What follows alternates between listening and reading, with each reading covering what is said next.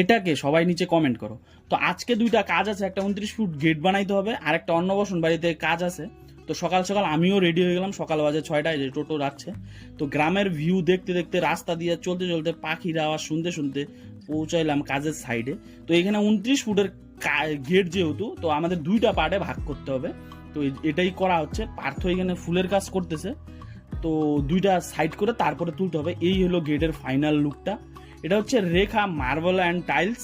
তো এই গেটটার রেট পড়ছে 2000 টাকা। তো কার কাজ ভালো হয় অবশ্যই নিচে কমেন্ট করবা, পার্থ না বিশালের। তো এখন অন্নবসন বাড়িতে আমরা মাল লোড দিয়ে যাচ্ছি, অন্নবসন বাড়িতে কাজ শুরু করে দিব। তো এখানে গেটও রেডি, ফার্স্ট একটু দেখাইতে পারলাম না।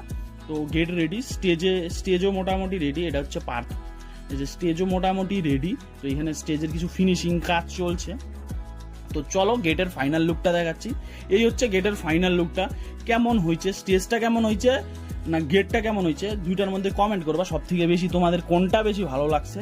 আর ভিতরে লাইটটাও ইউনিক করছি, কেউ যদি দেখতে চাও আমাদের ইউটিউব চ্যানেল সারপ্রাইজ ইভেন্ট ম্যানেজমেন্টে দেখতে পারো, ডিটেলিং এ ভিডিও দেওয়া আছে। বাই বাই, দেখা হচ্ছে আরেকটা ভিডিওতে।